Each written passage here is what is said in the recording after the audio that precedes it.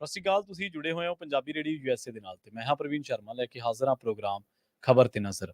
ਖਬਰ ਤੇ ਨਜ਼ਰ ਪ੍ਰੋਗਰਾਮ ਦੇ ਵਿੱਚ ਕੀ ਅਹਿਮ ਤੇ ਕੀ ਖਾਸ ਖਬਰਾਂ ਨੂੰ ਲੈ ਕੇ ਚਰਚਾ ਕਰਨ ਦੇ ਲਈ ਜੁੜ ਚੁੱਕੇ ਨੇ ਪੰਜਾਬ ਤੋਂ ਪੱਤਰਕਾਰ ਦੀਪਕ ਸ਼ਰਮਾ ਚਨਾਰਥਲ ਜੀ। ਸ਼ਰਮਾ ਜੀ, ਸਤਿ ਸ਼੍ਰੀ ਅਕਾਲ। ਸਵਾਗਤ ਹੈ ਜੀ ਪੰਜਾਬੀ ਰੇਡੀਓ ਯੂਐਸਏ ਤੇ।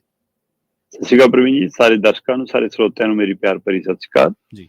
ਖਬਰ ਤੇ ਨਜ਼ਰ ਪ੍ਰੋਗਰਾਮ ਨੂੰ ਸਪਾਂਸਰ ਕਰਦੇ ਨੇ ਖਾਲਸਾ ਇੰਸ਼ੋਰੈਂਸ ਏਜੰਸੀ ਵਾਲੇ, ਜਿਨ੍ਹਾਂ ਤੋਂ ਤੁਸੀਂ ਹਰ ਤਰੀਕੇ ਦੀ ਇੰਸ਼ੋਰੈਂਸ ਲੈ ਸਕਦੇ ਹੋ। ਇੰਸ਼ੋਰੈਂਸ ਬਾਰੇ ਪਤਾ ਕਰਨ ਦੇ ਲਈ ਇਹਨਾਂ ਦਾ ਨੰਬਰ ਹੈ 468 272 2500। ਇਹ 1992 ਤੋਂ ਲਗਾਤਾਰ ਇੰਸ਼ੋਰੈਂਸ ਬਿਜ਼ਨਸ ਦੇ ਵਿੱਚ ਨੇ ਤੇ ਸ਼ਾਨਦਾਰ ਸੇਵਾਵਾਂ ਦੇ ਰਹੇ ਨੇ। ਅਮਰੀਕਾ ਭਰ ਦੇ ਵਿੱਚ ਇੰਸ਼ੋਰੈਂਸ ਕਰਦੇ ਨੇ। ਓਬਾਮਾ ਕੇਅਰ, ਮੈਡੀਕੇਅਰ ਜਾਂ ਫਿਰ ਕਵਰਡ ਕੈਲੀਫੋਰਨੀਆ ਬਾਬਤ ਪਾਲਿਸੀ ਕਰਵਾਉਣ ਦੇ ਲਈ ਸਲਾਹ ਲੈਣ ਦੇ ਲਈ ਅੱਜ ਹੀ ਕਾਲ ਕਰੋ 468 272 2500 ਤੇ। ਟਰਕੀਅਨ ਇਮੀਗ੍ਰੇਸ਼ਨ ਲਾ ਫਰਮ ਵਾਲੇ ਜੇ ਟਰਕੀਅਨ ਟੋਰਨੀ ਟਰਕੀਅਨ ਦੇ ਨਾਲ ਤੁਸੀਂ ਯੂਐਸ ਇਮੀਗ੍ਰੇਸ਼ਨ ਬਾਬਤ ਕੋਈ ਵੀ ਸਲਾਹ ਕਰਨੀ ਹੈ, ਕੋਈ ਵੀ ਸਵਾਲ ਪੁੱਛਣਾ ਹੈ ਤੇ ਇਹਨਾਂ ਦਾ ਨੰਬਰ ਹੈ 415 909 0503। ਗੁਰਦੀਪ ਸਿੰਘ ਬਿਰਦੀ ਕਲੋਵੀ, ਸਤਨਾਮ ਸਿੰਘ ਸ਼ੇਰਗਿੱਲ ਸਿਲਮਾ ਵਿਸਲਾ ਫੈਮਿਲੀ, ਕਾਬਲ ਸਿੰਘ ਫ੍ਰਿਜ਼ਨੋ, ਮਨਦੀਪ ਸਿੰਘ, ਸੰਦੀਪ ਕੌਰ ਸੈਨ ਹੋਜ਼ੇ, ਗੁਰਪਾਲ ਸਿੰਘ ਸੈਕਰਾਮੈਂਟੋ ਤੇ ਸਰਬਜੀਤ ਸਿੰਘ ਸ਼ੋਕਰ ਟਰਲਕ ਤੋਂ, ਕਮਲਜੀਤ ਸਿੰਘ ਮੱਖਣ ਦੌਲਤਪੁਰੀਆ ਸੈਂਟਰਲ ਵੈਲੀ ਤੋਂ। ਇਹਨਾਂ ਸਾਰੇ ਹੀ ਸਪਾਂਸਰਸ ਦਾ ਬਹੁਤ ਬਹੁਤ ਧੰਨਵਾਦ। ਤੇ ਜੇਕਰ ਤੁਸੀਂ ਵੀ ਪੰਜਾਬੀ ਰੇਡੀਓ ਯੂਐਸਏ ਦੇ ਇਹਨਾਂ ਪ੍ਰੋਗਰਾਮਾਂ ਨੂੰ ਸਪਾਂਸਰ ਕਰਨਾ ਚਾਹੁੰਦੇ ਹੋ ਤਾਂ ਸਟੂਡੀਓ ਦਾ ਨੰਬਰ ਹੈ 408 272 5200। ਅੱਜ ਦਾ ਇਹ ਖਬਰ ਤੇ ਨਜ਼ਰ ਪ੍ਰੋਗਰਾਮ ਸਾਲ 2024 ਦੀ 21 ਮਾਰਚ ਦਾ ਪ੍ਰੋਗਰਾਮ ਹੈ ਤੇ ਦਿਨ ਅੱਜ ਵੀਰਵਾਰ ਹੈ। ਸ਼ਰਮਾ ਜੀ, ਖਬਰਾਂ ਦੇ ਵੱਲ ਆਈਏ। ਸ਼ੁਰੂਆਤ ਕਰੀਏ ਇਸ ਵੇਲੇ ਦੀ ਸਭ ਤੋਂ ਵੱਡੀ ਤੇ ਸਭ ਤੋਂ ਜ਼ਿਆਦਾ ਚਰਚਿਤ ਖਬਰ ਤੋਂ। ਕੇਜਰੀਵਾਲ ਤੋਂ ਸ਼ੁਰੂਆਤ ਕਰਦੇ ਹਾਂ। ਕਹਿੰਦੇ ਜਿਸ ਭ੍ਰਿਸ਼ਟਾਚਾਰ ਦੇ ਖਿਲਾਫ ਜਨਮੇ ਉਸੇ ਭ੍ਰਿਸ਼ਟਾਚਾਰ ਦੇ ਦੋਸ਼ਾਂ ਤਹਿਤ ਗ੍ਰਿਫਤਾਰ ਹੋ ਗਏ। ਬਿਲਕੁਲ ਜੀ, ਅਰਵਿੰਦ ਕੇਜਰੀਵਾਲ ਤੇ ਇਹਨਾਂ ਦੀ ਪਾਰਟੀ ਦਾ ਜਨਮ ਲੋਕਪਾਲ ਦੀ ਮੰਗ ਕਰਦਿਆਂ ਹੋਇਆਂ, ਭ੍ਰਿਸ਼ਟਾਚਾਰ ਖਿਲਾਫ ਜੂਝਦਿਆਂ ਹੋਇਆਂ, ਕਾਂਗਰਸ ਦੀ ਉਸ ਸਮੇਂ ਦੀ ਯੂਪੀਏ ਸਰਕਾਰ ਦੇ ਖਿਲਾਫ ਅੰਦੋਲਨ ਚੋਂ ਜਨਮਦਾ। ਉਸ ਚੋਂ ਇਹਨਾਂ ਦਾ ਜਨਮ, ਇਹਨਾਂ ਦੀ ਪਾਰਟੀ ਦਾ ਜਨਮ ਹੁੰਦਾ ਤੇ ਪਰ ਅੱਜ ਉਸੇ ਭ੍ਰਿਸ਼ਟਾਚਾਰ ਦੇ ਮਾਮਲੇ ਦੇ ਵਿੱਚ ਇਹਨਾਂ ਦੀ ਪਾਰਟੀ ਦੇ ਲੀਡਰ ਵੀ ਘਿਰੇ ਤੇ ਆਪ ਵੀ ਗ੍ਰਿਫਤਾਰ ਹੋ ਗਏ। ਭਾਰਤੀ ਇਤਿਹਾਸ ਦੇ ਵਿੱਚ ਇਹ ਪਹਿਲੀ ਵਾਰ ਮੰਨਿਆ ਜਾ ਰਿਹਾ ਕਿ ਕੋਈ ਮੁੱਖ ਮੰਤਰੀ ਦੇ ਅਹੁਦੇ ਤੇ ਰਹਿੰਦਿਆਂ ਗ੍ਰਿਫਤਾਰ ਹੋਇਆ ਹੋਵੇ। ਵੈਸੇ ਪਿਛਲੇ ਦਿਨੀ ਹਿੰਮਤ ਸਰੇਨ ਦੀ ਘਟਨਾ ਵੀ ਸਾਹਮਣੇ ਆਈ ਸੀ, ਪਰ ਉਹਨਾਂ ਨੂੰ ਫਿਰ ਵੀ ਅਸਤੀਫਾ ਦੇਣ ਦਾ ਸਮਾਂ ਦਿੱਤਾ ਗਿਆ ਤੇ ਉਹਨਾਂ ਨੇ ਰਾਜਪਾਲ ਨੂੰ ਜਾ ਕੇ ਅਸਤੀਫਾ ਦਿੱਤਾ ਸੀ ਕਹਿੰਦੇ। ਤੇ ਪਰ ਇੱਥੇ ਤਾਂ ਬਿਲਕੁਲ ਅਸਤੀਫੇ ਵਾਲਾ ਮੌਕਾ ਵੀ ਨਹੀਂਗਾ। ਘਟਨਾਕ੍ਰਮ ਪੜਾਅ ਦਰ ਪੜਾਅ ਬਦਲੇ ਕਿ ਕੱਲ 2:30 ਵਜੇ ਹਾਈ ਕੋਰਟ ਦੇ ਵਿੱਚੋਂ ਗ੍ਰਿਫਤਾਰੀ ਦੀ ਰੋਕ ਤੋਂ ਇਨਕਾਰ ਹੋ ਗਿਆ ਇਹਨਾਂ ਨੂੰ। ਉਸ ਤੋਂ ਬਾਅਦ ਸ਼ਾਮ ਨੂੰ 7 ਵਜੇ 10ਵਾਂ ਸੰਮਣ ਲੈ ਕੇ ਤੇ ਵਾਰੰਟ ਲੈ ਕੇ ਇੱਕ ਤਰ੍ਹਾਂ ਪੁੱਛਗਿੱਛ ਵਾਲੇ ਈਡੀ ਪਹੁੰਚ ਗਈ ਤੇ ਉਸ ਤੋਂ ਬਾਅਦ ਇਹਨਾਂ ਦੀ ਵਕੀਲਾਂ ਦੀ ਧਿਰ ਉਧਰ ਅਦਾਲਤ ਪਹੁੰਚ ਗਈ ਤੇ 7 ਵਜੇ ਦੀ ਇੱਧਰ ਪੁੱਛਗਿੱਛ ਕਰੇ ਚੱਲਦੀ ਰਹੀ। 8 ਵਜੇ ਸੁਪਰੀਮ ਕੋਰਟ ਪਹੁੰਚੀ ਇਹਨਾਂ ਦੀ ਟੀਮ ਤੇ ਉੱਥੇ ਸੁਣਵਾਈ ਤੋਂ ਇਨਕਾਰ ਹੋ ਗਿਆ ਫਿਲਹਾਲ ਤੁਰੰਤ। ਤੇ 9 ਵਜੇ ਖਬਰ ਆ ਗਈ ਲਗਭਗ ਕਿ ਅਰਵਿੰਦ ਕੇਜਰੀਵਾਲ ਈਡੀ ਨੇ ਗ੍ਰਿਫਤਾਰ ਕਰ ਲਿਆ। ਸੋ ਜਿਸ ਭ੍ਰਿਸ਼ਟਾਚਾਰੀ ਦੇ ਖਿਲਾਫ ਜਨਮੇ ਸੀ ਉਸੇ ਭ੍ਰਿਸ਼ਟਾਚਾਰ ਦੇ ਦੋਸ਼ਾਂ 'ਚ ਫੜੇ ਗਏ। ਤੁਸੀਂ ਹੁਣ ਇਸ ਪਹਿਲੂ ਨੂੰ ਜੇਕਰ ਇਸ ਨਜ਼ਰੀਏ ਤੋਂ ਦੇਖਣਾ ਹੋਵੇ ਤਾਂ ਇੱਕ ਰਾਜਨੀਤਿਕ ਬਰਤਾਂਤ ਦੇ ਰੂਪ ਦੇ ਵਿੱਚ ਆਮ ਆਦਮੀ ਪਾਰਟੀ ਵੱਲੋਂ ਔਰ ਕਾਂਗਰਸ ਵੱਲੋਂ ਇਸ ਗੱਲ ਨੂੰ ਪੂਰੇ ਜ਼ੋਰ ਸ਼ੋਰ ਨਾਲ ਉਭਾਰਿਆ ਜਾ ਰਿਹਾ ਕਿ ਇਹ ਚੋਣ ਪ੍ਰਚਾਰ, ਲੋਕ ਸਭਾ ਚੋਣਾਂ ਦੇ ਸਮੇਂ ਐਨ ਕੀਤੀ ਗਈ ਕਾਰਵਾਈ ਇੱਕ ਬਦਲਾਖੋਰੀ ਦੀ, ਰਾਜਨੀਤਿਕ ਬਦਲਾਖੋਰੀ ਦਾ ਦ੍ਰਿਸ਼ ਹੈ ਜੀ। ਔਰ ਇਸ ਦ੍ਰਿਸ਼ ਨੂੰ ਕੁਝ ਅੰਕੜੇ ਮਜ਼ਬੂਤ ਕਰਦੇ ਨੇ ਪ੍ਰਵੀਨ ਜੀ। ਉਹ ਅੰਕੜੇ ਇਹ ਨੇ ਕਿ 2014 ਤੋਂ ਲੈ ਕੇ ਹੁਣ ਤੱਕ ਈਡੀ ਨੇ ਜਿੰਨਿਆਂ ਦੇ ਖਿਲਾਫ ਕਾਰਵਾਈ ਕੀਤੀ ਹੈ ਉਹਨਾਂ ਚੋਂ 95% ਵਿਰੋਧੀ ਧਿਰਾਂ ਦੇ ਲੀਡਰ। 95%, ਜਿਨ੍ਹਾਂ 'ਚ ਮਤਲਬ ਕਿ 121 ਲੀਡਰਾਂ ਦੇ ਖਿਲਾਫ ਈਡੀ ਨੇ ਕਾਰਵਾਈ ਕੀਤੀ ਹੈ, ਜਿਨ੍ਹਾਂ ਚੋਂ 121 ਚੋਂ 115 ਵਿਰੋਧੀ ਧਿਰ ਦੇ ਨੇ। ਇੱਥੋਂ ਦਾ ਲਾ ਲਓ ਫਿਰ ਤੇ ਮਤਲਬ 6 ਲੀਡਰ ਬਾਹਰ ਦੇ ਨੇ ਨਾ, ਜਿਹੜੇ ਵਿਰੋਧੀ ਧਿਰ ਤੋਂ ਬਿਨਾਂ ਦੇ ਨੇ ਜਾਂ ਸੱਤਾ ਧਿਰ ਵਾਲੇ ਨੇ ਜਾਂ ਕੁਛ ਹੋਰ ਨੇ। ਇਹ ਲੀਡਰਾਂ ਦੀ ਗੱਲ ਹੈ। ਇਹਨਾਂ 'ਚ 24 ਲੀਡਰ ਕਾਂਗਰਸ ਦੇ ਨੇ, 19 ਤ੍ਰਿਣਮੂਲ ਕਾਂਗਰਸ ਦੇ ਨੇ, 11 ਐਨਸੀਪੀ ਦੇ ਨੇ, 8 ਸ਼ਿਵ ਸੈਨਾ ਦੇ ਨੇ, 6 ਡੀਐਮਕੇ ਦੇ ਨੇ, 6 ਬੀਜੇਪੀ ਦੇ ਨੇ, 5 ਰਾਜਦ ਦੇ ਨੇ, 5 ਬਸਪਾ ਦੇ ਨੇ, 5 ਸਮਾਜਵਾਦੀ ਪਾਰਟੀ ਦੇ ਨੇ, 5 ਟੀਡੀਪੀ ਦੇ ਨੇ, 3 ਆਪ ਦੇ ਨੇ, ਹਨਾ। ਏਦਾਂ ਅਲੱਗ-ਅਲੱਗ ਪਾਰਟੀਆਂ ਦੇ ਨੇ। 2 ਐਨਸੀ ਦੇ ਨੇ, 2 ਪੀਡੀਪੀ ਦੇ ਨੇ, 2 ਆਈਐਨਡੀ ਦੀ ਨੇ, 1 ਮਨਸੇ ਦਾ। ਠੀਕ ਹੈ। ਸੋ ਪਰ ਇਹ ਮੁੱਖ ਚਿਹਰਿਆਂ ਦੇ ਰੂਪ 'ਚ ਗੱਲ ਹੋ ਰਹੀ ਹੈ। ਇਹਨਾਂ 'ਚ ਕੇਜਰੀਵਾਲ ਦਾ ਚਿਹਰਾ ਕਹਿ ਸਕਦੇ ਹੋ ਤੁਸੀਂ, ਸਿਸੋਦੀਆ ਦਾ ਜਾਂ ਸੰਜੇ ਸਿੰਘ ਦਾ, ਇਹਨਾਂ ਦਾ ਚਿਹਰਾ ਕਹਿ ਸਕਦੇ ਹੋ। ਪਰ ਵੈਸੇ ਜੇਕਰ ਤੁਸੀਂ ਹਿਸਾਬ ਲਾਉਣਾ ਹੋਵੇ ਤਾਂ ਇਸ ਮਾਮਲੇ ਦੇ ਵਿੱਚ 32ਵੀਂ ਗ੍ਰਿਫਤਾਰੀ ਹੈ ਇਕੱਲੇ ਸ਼ਰਾਬ ਘੁਟਾਲੇ ਦੇ ਮਾਮਲੇ 'ਚ। ਤੇ ਉਸ ਪਹਿਲੂ ਨੂੰ ਜੇਕਰ ਦੇਖਣਾ ਹੋਵੇ ਤਾਂ ਆਮ ਆਦਮੀ ਪਾਰਟੀ ਦੇ ਛੋਟੇ ਬੜਿਆਂ ਨੂੰ ਲੈ ਕੇ 17ਵਾਂ ਲੀਡਰ ਗ੍ਰਿਫਤਾਰ। ਮਤਲਬ 32 ਗ੍ਰਿਫਤਾਰੀਆਂ 'ਚ ਕੁਝ ਕਾਰੋਬਾਰੀ ਵੀ ਆਉਂਦੇ ਨੇ। ਉਹ ਕੇ ਕਪਤਾ ਹੋਰੀ ਦੂਸਰੀ ਧਿਰਾਂ ਦੇ ਲੀਡਰ ਵੀ ਆਉਂਦੇ ਨੇ, ਹਾਂਜੀ ਹਾਂਜੀ, ਹੈ ਨਾ, ਕੁਝ ਅਫਸਰਸ਼ਾਹੀ ਵੀ ਆਉਂਦੀ ਹੈ, ਪਰ ਆਮ ਆਦਮੀ ਪਾਰਟੀ ਨਾਲ ਸੰਬੰਧਿਤ 17ਵੇਂ ਲੀਡਰ ਨੇ ਜਿਹੜੇ ਗ੍ਰਿਫਤਾਰ ਕੀਤੇ ਗਏ। ਠੀਕ ਹੈ ਜੀ। ਹੁਣ ਇਸ ਪਹਿਲੂ ਦੇ ਉੱਤੇ ਈਡੀ ਦਮ ਭਰ ਰਹੀ ਹੈ ਕਿ ਇਹ ਜੀ 2873 ਕਰੋੜ ਦਾ ਨੁਕਸਾਨ ਹੈ ਸਿੱਧਾ। ਈਡੀ ਦਾ ਇਹ ਦਾਅਵਾ ਹੈ ਕਿ 2873 ਕਰੋੜ ਦੇ ਨੁਕਸਾਨ ਦੇ ਪਹਿਲੂ ਦੇ ਉੱਤੇ ਕਾਰਵਾਈ ਹੈ। ਔਰ ਆਪਾਂ ਕਿੰਨੀ ਵਾਰ ਇਹ ਗੱਲ ਕਰ ਚੁੱਕੇ ਹਾਂ ਕਿ ਸਪਸ਼ਟ ਰੂਪ 'ਚ ਦਿਖਣ ਲੱਗ ਗਿਆ ਸੀਗਾ ਕਿ ਜਿਹੜਾ 5% ਵਾਲਾ ਕਮਿਸ਼ਨ ਸੀ ਉਹ ਤੁਸੀਂ ਸਿੱਧਾ ਵਧਾ ਕੇ 12% ਕੀਤਾ। ਔਰ ਦਿੱਲੀ 'ਚ ਜ਼ਿਆਦਾਤਰ ਸ਼ਰਾਬ ਸਰਕਾਰੀ ਦੁਕਾਨਾਂ ਤੋਂ ਵਿਕਦੀ ਸੀ, ਉਹ ਠੇਕੇ ਤੁਸੀਂ ਸਰਕਾਰੀ ਬੰਦ ਕੀਤੇ। ਉਹ ਗਿਣਤੀ ਦੀ ਜੀ ਕਿ 13 ਕਮਿਸ਼ਨ 5 ਤੋਂ ਵੱਧ ਕੇ ਹੁਣ 6 ਹੋ ਜਾਊਗਾ। ਈਡੀ ਦਾ ਦਾਅਵਾ ਹੈ ਕਿ ਉਹਨਾਂ ਨੂੰ ਕਿਹਾ ਕਿ ਤੁਹਾਡਾ ਕਮਿਸ਼ਨ 1% ਵੱਧ ਕੇ ਦੇਖੋ ਕਮਾਈ ਕਿੰਨੀ ਵਧਣੀ, ਤੇ ਪਰ ਜਿਹੜਾ ਬਾਕੀ 6% ਆ ਉਹ ਸਾਡਾ। ਠੀਕ ਹੈ, ਉਹ ਕਹਿੰਦੇ ਕਿ ਪਾਰਟੀ ਦਾ। ਸੋ ਇਸ ਦੋਸ਼ਾਂ ਤਹਿਤ ਈਡੀ ਕਾਰਵਾਈ ਕਰ ਰਹੀ ਸੀ। ਔਰ ਈਡੀ ਨੇ ਜਿਹੜਾ ਹਵਾਲਾ ਦਿੱਤਾ ਉਹ ਕਹਿੰਦੇ ਦੱਖਣੀ ਭਾਰਤ ਦੇ ਵਿੱਚ ਸ਼ਰਾਬ ਕਾਰੋਬਾਰੀਆਂ ਨੂੰ ਫਾਇਦਾ ਪਹੁੰਚਾਉਣ ਦੇ ਲਈ ਇਹਨਾਂ ਨੇ 136 ਕਰੋੜ ਦੀ ਲਾਇਸੈਂਸ ਫੀਸ ਮਾਫ ਕੀਤੀ। ਪ੍ਰਵੀਨ ਜੀ, ਠੀਕ ਹੈ ਜੀ, 136 ਕਰੋੜ ਦੀ ਲਾਇਸੈਂਸ ਫੀਸ ਮਾਫ ਕਰਕੇ ਕਹਿੰਦੇ ਜੀ 100 ਕਰੋੜ ਉਹਨਾਂ ਤੋਂ ਚੰਦਾ ਲੈ ਲਿਆ, ਇਹ ਗੁਪਤ ਫੰਡ ਲੈ ਲਿਆ, ਰਿਸ਼ਵਤ ਲੈ ਲਈ, ਜੋ ਵੀ ਕਰਨਗੇ। ਹੁਣ ਜੇ 136 ਕਰੋੜ ਦਾ ਫਾਇਦਾ 100 ਕਰੋੜ ਦਾ ਤੁਹਾਡਾ ਹੋਇਆ, ਅਗਲੇ ਦਾ 36 ਕਰੋੜ ਦਾ ਹੀ ਹੋਇਆ। ਕਹਿੰਦੇ ਕਿ ਉਹ ਤੋਂ ਬਿਨਾਂ ਉਹਨਾਂ ਕੋਲ ਕਮਾਈ ਦਾ ਸਾਧਨ ਆ, ਫਿਰ ਅਗਲੇ ਨੇ ਕਹਿੰਦੇ ਕਮਾਉਣੇ ਆ ਪੈਸੇ। ਸੋ ਇਹ ਇਸ ਲਈ ਕਹਿੰਦੇ ਕਿ ਜੀ ਇਹ ਚੀਜ਼ਾਂ ਆਧਾਰ ਬਣੀਆਂ ਤੇ ਜਿਹਨੇ ਇੱਥੇ ਤੱਕ ਸਥਿਤੀ ਆਈ। ਸਿਸੋਦੀਏ ਨੂੰ 13 ਮਹੀਨੇ, ਜੈਨ ਨੂੰ 23 ਮਹੀਨੇ, ਹੈ ਨਾ, ਤੇ ਇਹਨਾਂ 11 ਸਾਲਾਂ ਚ ਆਮ ਆਦਮੀ ਪਾਰਟੀ ਦੇ 17 ਲੀਡਰ ਜੇਲ੍ਹ ਚ ਨੇ। ਤੁਸੀਂ ਇਹ ਦੇਖੋ ਕਿ ਦਿਨੇਸ਼ ਅਰੋੜਾ ਦੀ ਗਵਾਹੀ ਹੁੰਦੀ ਆ ਤੇ ਅਕਤੂਬਰ 2023 ਚ ਈਡੀ ਸੰਜੇ ਸਿੰਘ ਨੂੰ ਗ੍ਰਿਫਤਾਰ ਕਰ ਲੈਂਦੀ ਆ। ਜੀ, ਦੇ ਜਰੀਏ ਕਹਿੰਦੇ ਦਿਨੇਸ਼ ਅਰੋੜੇ ਦੀ ਮੁਲਾਕਾਤ ਮਨੀਸ਼ ਸਿਸੋਦੀਆ ਨਾਲ ਹੋਈ ਸੀ। ਹੁਣ ਇਹ ਈਡੀ ਦੀ ਸਕ੍ਰਿਪਟ ਹੈ, ਈਡੀ ਦਾ ਹਵਾਲਾ ਹੈ। ਅਜੇ ਤਾਂ ਅਦਾਲਤ 'ਚ ਪੇਸ਼ ਕੀਤਾ ਜਾਣਾ, ਅਜੇ ਤਾਂ ਗ੍ਰਿਫਤਾਰੀ ਹੋਇਆ ਨਾ, ਸਾਬਤ ਹੋਣਾ ਸਾਰਾ ਕੁਝ ਤਾਂ ਹੈ ਕਿ ਸਹੀ ਹੈ ਜਾਂ ਝੂਠ ਹੈ। ਸੋ ਹੁਣ ਇਹ ਈਡੀ ਕਹਿੰਦੀ ਜੀ ਮਨੀਸ਼ ਸਿਸੋਦੀਆ ਨਾਲ ਮੁਲਾਕਾਤ ਸੀ। ਮਨੀਸ਼ ਸਿਸੋਦੀਆ ਡਿਪਟੀ ਮੁੱਖ ਮੰਤਰੀ ਸੀਗੇ ਦਿੱਲੀ ਦੇ ਵਿੱਚ। 26 ਫਰਵਰੀ 2023 ਨੂੰ ਸੀਬੀਆਈ ਨੇ ਗ੍ਰਿਫਤਾਰ ਕੀਤਾ। ਕਥਿਤ ਸ਼ਰਾਬ ਘੁਟਾਲੇ ਦੇ ਵਿੱਚ ਕਹਿੰਦੇ ਜੀ ਮਸੌਦਾ ਤਿਆਰ ਕਰਨ ਤੇ ਸਬੂਤ ਮਿਟਾਉਣ ਦਾ, ਫੋਨ ਖਤਮ ਕਰਨ ਦਾ ਉਹਨਾਂ ਤੇ ਦੋਸ਼ ਆ। ਫਿਰ ਸਤਿੰਦਰ ਜੈਨ ਸਿਹਤ ਮੰਤਰੀ ਰਹੇ ਨੇ। 22 ਵੱਖ-ਵੱਖ ਹਵਾਲਿਆਂ ਦੇ ਮਾਮਲਿਆਂ ਦੇ ਵਿੱਚ 22 ਮਈ ਨੂੰ ਕਹਿੰਦੇ ਜੀ ਵੱਖ-ਵੱਖ ਹਵਾਲਿਆਂ ਦੇ ਮਾਮਲੇ 'ਚ ਗ੍ਰਿਫਤਾਰ ਹੋਏ ਨੇ, ਪਰ ਸ਼ਰਾਬ ਨੀਤੀ 'ਚ ਵੀ ਘਿਰੇ ਹੋਏ ਨੇ ਤੇ ਉਸ 'ਚ ਵੀ ਪੁੱਛਗਿੱਛ ਜਾਰੀ ਹੈ। ਬਿਲਕੁਲ। ਸੋ ਇਸ ਤੋਂ ਇਲਾਵਾ ਅਮਤੁੱਲਾ ਖਾਨ, ਸੋਮਨਾਥ ਭਾਰਤੀ, ਸੰਦੀਪ ਕੁਮਾਰ, ਨਰੇਸ਼ ਯਾਦਵ, ਦਿਨੇਸ਼, ਜਗਦੀਪ ਸਿੰਘ, ਸੁਰਿੰਦਰ ਸਿੰਘ, ਪ੍ਰਕਾਸ਼, ਇਹਦੇ ਸਣੇ 14 ਲੀਡਰ ਹੋਰ ਨੇ। ਸੋ 3 ਬੜੇ ਲੀਡਰ ਹੋ ਗਏ ਸਿੱਧੇ, 14 ਲੀਡਰ ਹੋਰ ਨੇ ਤੇ ਕੇਜਰੀਵਾਲ ਵਾਲੇ ਸਣੇ ਇਹ 17 ਗ੍ਰਿਫਤਾਰੀਆਂ ਲੀਡਰਾਂ ਦੀਆਂ ਹੋਲੀਆਂ। ਪ੍ਰਵੀਨ ਜੀ, ਇੱਥੋਂ ਹਿਸਾਬ ਲਾ ਲਓ। ਹੁਣ ਇਸ ਮਸਲੇ ਤੇ ਮਤਲਬ ਵੱਖ-ਵੱਖ ਪਹਿਲੂ ਆ ਰਹੇ ਨੇ ਕਿ ਜੀ ਇਹ ਜਾਣਬੁੱਝ ਕੇ ਮੁੱਖ ਮੰਤਰੀ ਸਾਹਿਬ ਨੂੰ ਤੰਗ ਪਰੇਸ਼ਾਨ ਕੀਤਾ ਜਾ ਰਿਹਾ। ਇਹ ਜੀ ਭਾਜਪਾ ਦੀ ਘੇਰਾਬੰਦੀ ਕਰਦੇ ਨੇ, ਭਾਜਪਾ ਮੂਹਰੇ ਚਿਹਰਾ ਬਣ ਕੇ ਖੜ ਰਹੇ ਨੇ, ਇਹ ਚੋਣਾਂ ਦੇ ਦੌਰਾਨ ਨੇ। ਪਰ ਈਡੀ ਕਹਿੰਦੀ ਜੀ ਅਸੀਂ ਤਾਂ ਮੌਕਾ ਦਿੱਤਾ, 9 ਸੰਮਣ ਭੇਜੇ ਨੇ, ਕਿਸੇ ਤੇ ਆ ਜਾਂਦੇ ਜੀ।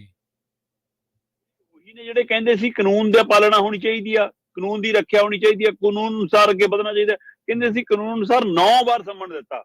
ਠੀਕ ਹੈ, ਆਏ ਹੋ ਨਹੀਂ ਗਏ, ਫਿਰ ਅਦਾਲਤ ਚੋਂ ਵੀ ਤੁਹਾਨੂੰ ਹੁਣ ਰਾਹਤ ਨਹੀਂ ਮਿਲੀ, ਫਿਰ ਅਸੀਂ ਆਪਣੀ ਕਾਰਵਾਈ ਪਾਈ ਹੈ ਜੀ। ਪਰ ਕੀ ਇਹ ਸਕ੍ਰਿਪਟ ਏਦਾਂ ਹੀ ਲਿਖੀ ਹੋਈ ਸੀ ਪ੍ਰਵੀਨ ਜੀ ਕਿ ਐ ਚੋਣਾਂ ਦੇ ਨੇੜੇ ਜਾ ਕੇ ਕਰਨਾ?